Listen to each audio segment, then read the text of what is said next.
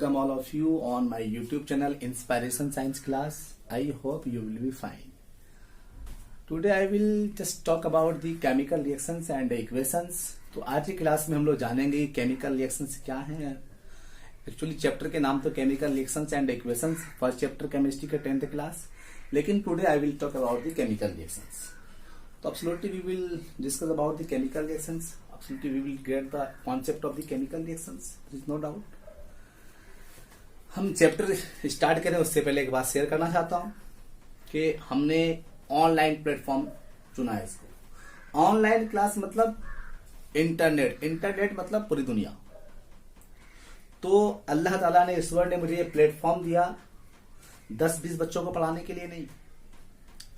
मैं लाखों करोड़ों बच्चों को एजुकेट करना चाहता हूं. तो ये आपकी जिम्मेदारी है कि जो वीडियो मैं आप तक भेज रहा हूं वो आप अपने दोस्तों तक शेयर करें. तो दबा के कीजिए शेयर और दबा के कीजिए लाइक और चैनल को करिए जल्दी से सब्सक्राइब. और आइए हम लोग पढ़ते हैं आज केमिकल रिएक्शंस के बारे में. What is chemical reactions?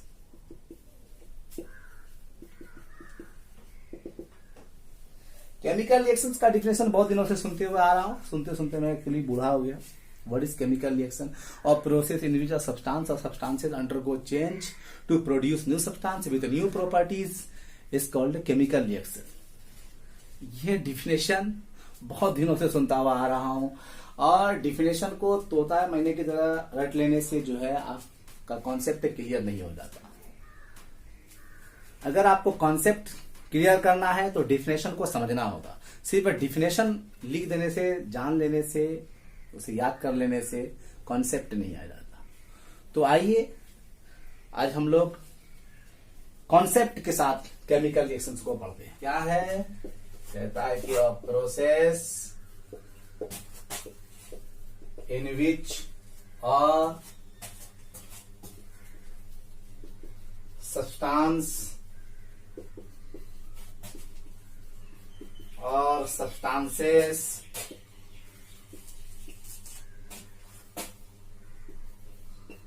undergo change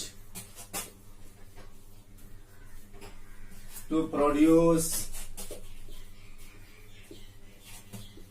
new substances with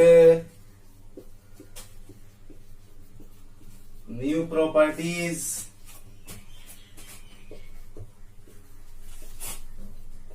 it's called a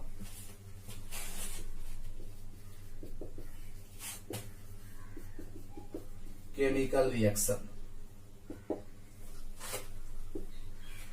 इस डेफिनेशन में बहुत सारी बातें छुपी हुई है.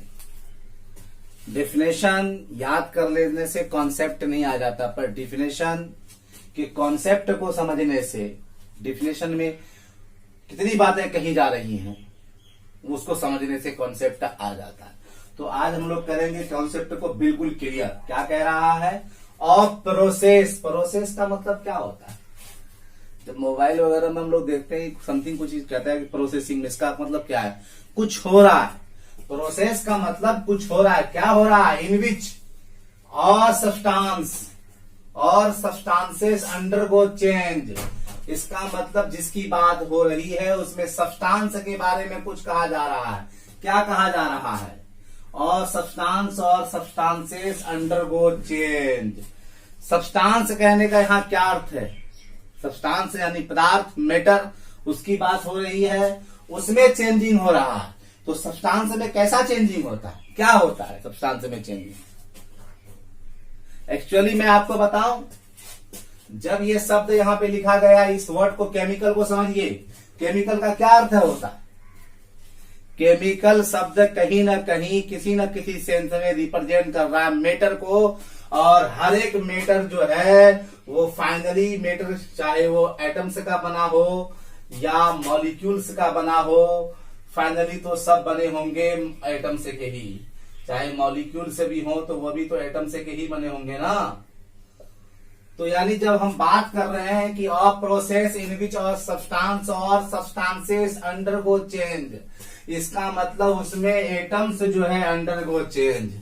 एटम से चेंज हो रहा है. एटम से कैसा चेंज हो रहा है? क्या वो टूट रहा है?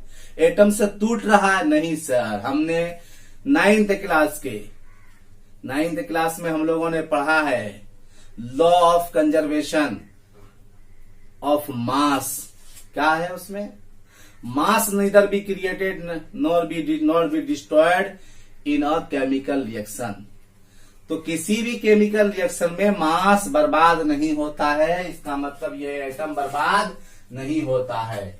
एटम में कैसा चेंजिंग हो रहा है?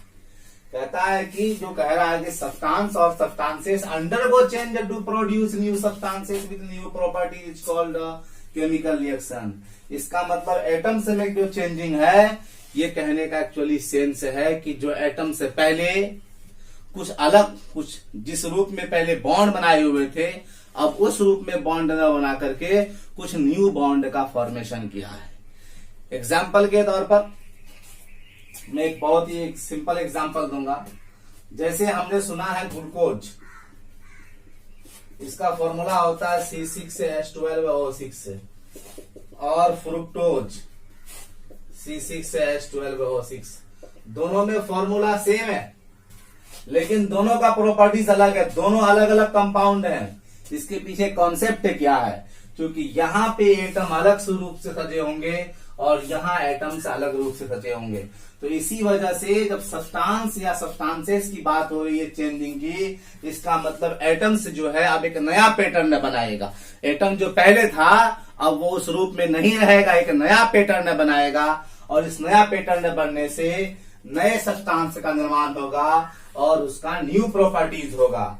एग्जाम्पल में थोड़ा सा दिखाना चाहूंगा आपको।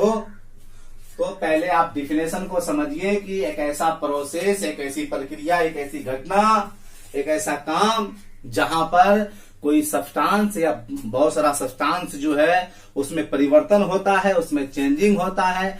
सब्सटेंसेस के चेंजिंग का मतलब उसके एटम्स में चेंजिंग होता है। अभी थोड़े कुछ अंतराल के बाद आप ये समझ जाओगे। केमिकल रिएक्शन का अर्थ होता है ओल्ड बॉन्ड का breaking down, the breaking down of old bond और formation of the new bond. ये न्यू बॉन्ड का फॉर्मेशन होगा और पहले जो बॉन्ड था वो टूट जाएगा, और यही होता रहता है। क्योंकि मास जो है वो कांस्टेंट है, तो एटम्स जो है सबो रोज जो है एक नए नए बॉन्ड का निर्माण, अलग अलग तरीके से बॉन्ड बनाता है एटम्स आपस में, और नए नए तरह के जो है मैटर का जो है निर्माण होता है। यूं समझना चाहिए हमें। आज एक एग्जाम्पल लेते हैं, उससे आपको अच्छी तरह समझ में आ जाएगा।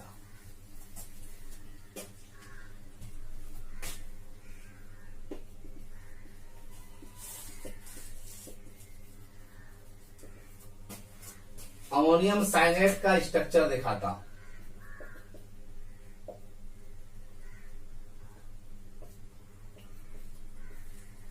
CnO और यूरिया।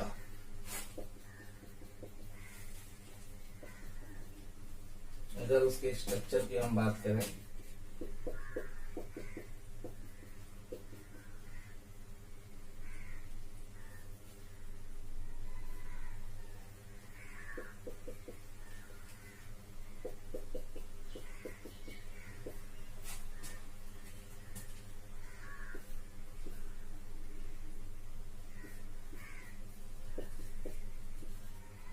एक्चुअली आपको ये पता होना चाहिए कि नाइट्रोजन की वैलेंसी 5 भी होती है, 3 भी होती है। यहाँ नाइट्रोजन की वैलेंसी 5 दिखाई गई है। तो NH4OCl इस तरीके का स्ट्रक्चर है आपका अमोनियम साइनेट का। आइए जरा सा यूरिया का स्ट्रक्चर देखते हैं।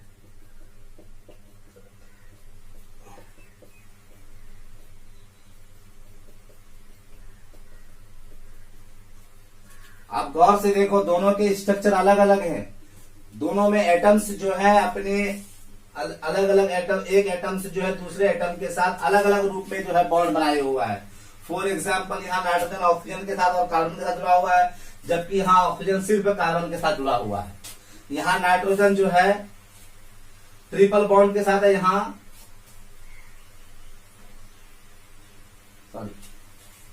NH2।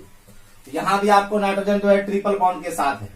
आप क्या देख रहे हो, जरा सा फॉर्मूला को गौर से देखो। यहाँ पर भी 2 नाइट्रोजन है और यहाँ पर भी 2 नाइट्रोजन है। यहाँ पर भी 4 हाइड्रोजन है और यहाँ पर भी 4 हाइड्रोजन है, और यहाँ पर भी एक कार्बन है, यहाँ पर भी एक कार्बन है, यहाँ भी एक ऑक्सीजन है, यहाँ भी एक ऑक्सीजन है। तो फॉर्मूला दोनों का सेम है, अमोनियम साइनेट और यूरिया दोनों का फॉर्मूला सेम है, और अमोनियम साइनेट से ही यूरिया का फॉर्मेशन होगा। तो आप सोचो कि जब फॉर्मूला सेम है फिर दोनों अलग अलग मैटर क्यों है? क्योंकि दोनों में एटम्स जो है अलग अलग रूप में सजा हुआ है। तो जब एक्चुअली केमिकल रिएक्शन होता है तो एटम्स का जो पैटर्न है, जो पहले जो सजा हुआ था, उसमें चेंजिंग हो जाएगा। सब्सटेंसेस में चेंजिंग कहने का मतलब सब्सटेंस में क्या चेंजिंग होगा? वो फेयर एंड लवली वगैरह लगा लेगा अपने बॉडी में? नहीं, क्या लगाएगा वो? तो क्रीम वगैरह लगा लेगा? अरे उसके इंटरनल जो उसका जिससे वो एटम से बना हुआ है उसमें चेंजिंग होगा, और वो हुआ। और यहाँ देख सकते हो ये अमोनियम साइनेट का स्ट्रक्चर है और ये यूरिया का स्ट्रक्चर है। इसी तरीके से एक और एग्जांपल दिखा देना चाहूंगा।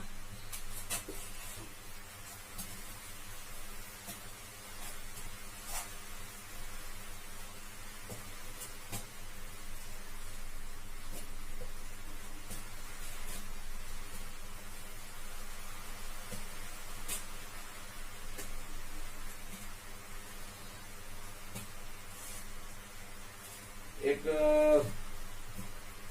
फॉर्मूला देखिए, CH3CH2CHO, और एक है CH3COCH3। इसका नाम है प्रोपेनल्डिहाइड, या इसका साइंटिफिक IUPAC नेम है प्रोपेनल, और इसका नाम है प्रोपेनॉन। यहाँ 3 2 5 1 6 हाइड्रोजन, 3 3 3 6 हाइड्रोजन, 1 2 3 कार्बन, यहाँ भी 1 2 3 कार्बन, और यहाँ पर जो है ऑक्सीजन 1 और यहाँ पर भी ऑक्सीजन 1। तो यहाँ पर जो सजावट है वो एटम्स का अलग अलग है, और ये एक अलग कंपाउंड है। प्रोपेनल एक अलग कंपाउंड है और प्रोपेनॉन एक अलग कंपाउंड है। ये आगे आप जानोगे, हालांकि शायद इस बार सिलेबस से हटा दिया आपके, कार्बोनेट्स कंपाउंड में था नोमेनक्लेचर, वहां पढ़ते हम लोग। तो ये एक एल्डिहाइड ग्रुप से बिलोंग करता है, जबकि एक कीटोन ग्रुप से जो है बिलोंग करता है। और इसका स्ट्रक्चर देख सकते थे आप,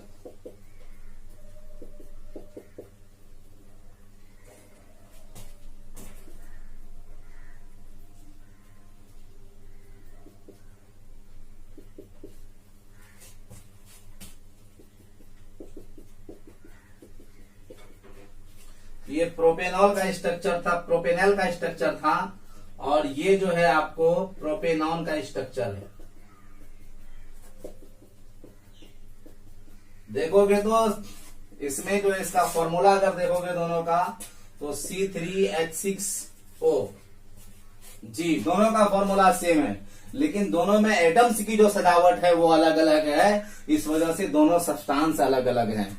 तो आपको यह समझना है कि जब केमिकल रिएक्शन होता है ना, तो उसमें एटम्स जो है मतलब अलग अलग रूप में सज जाते हैं। अलग अलग रूप में जो है एटम का अपना एक पैटर्न बनता है। उसको तुम एक बहुत ही सिंपल एग्जांपल से समझो कि जैसे हमारे पास एक वर्ड है LAMP, लैंप, लैंप मीन से दीपक, और इसी वर्ड को सजा देंगे तो PALM, पाम, पाम मीन से हथेली, है ना। तो वर्ड वही है, लेटर वही है, पर वो अलग अलग रूप में सज गया तो उसका मीनिंग अलग अलग आ गया। तो एटम्स वही होते हैं, वो अलग अलग रूप में सज जाएंगे तो अलग अलग तरह के सब्सटेंस का निर्माण होता है। तो जब केमिकल रिएक्शन होता है तो नए जो है बॉन्ड का निर्माण होता है। केमिकल रिएक्शन जब होता है तो कुछ होता है, उसको हम लोग कहते हैं characteristics of the chemical reaction. तो आइए देखते हैं characteristics of the chemical reaction क्या होता है।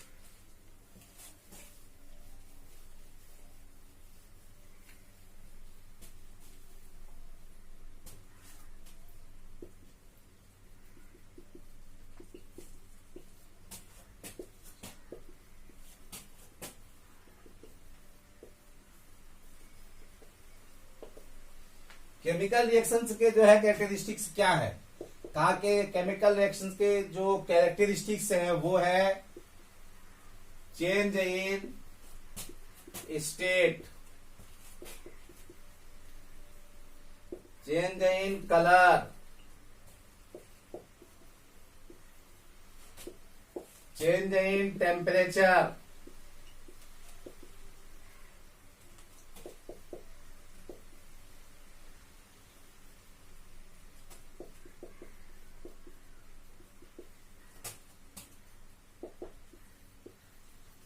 सॉल्यूशन ऑफ गैस और फॉर्मेशन ऑफ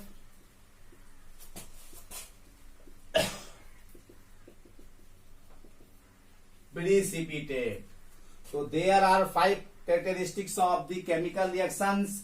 इसमें कोई एक भी हो सकता है। जब कोई केमिकल रिएक्शन होगा तो इनमें से कोई किसी न किसी का होना आवश्यक है। अगर ये इनमें से कोई भी ना हो तो इसका मतलब केमिकल रिएक्शन नहीं हो। तो आज की क्लास में हम लोगों ने बात किया केमिकल रिएक्शन से क्या है, और फिर हमने जाना कि characteristics of the chemical reactions क्या है। इसको हम डिटेल से जानेंगे नेक्स्ट क्लास में। बस आपसे यही रिक्वेस्ट करते हैं कि एक तरीके से ये आपका पहला एपिसोड था, आप इसका फुल एपिसोड देखना चाहते हो तो आपको हमें सपोर्ट करने होंगे। तो आप हमको सपोर्ट करिए। सपोर्ट कैसे करेंगे ये आप खुद समझदार हैं, जानते होंगे। उम्मीद करते हैं कि वीडियो आज का आपको बहुत ही अच्छा लगा होगा, और उम्मीद करते हैं कि आप घर पे रहें और अच्छे से रहें, कुशल रहें, मंगल रहें। धन्यवाद।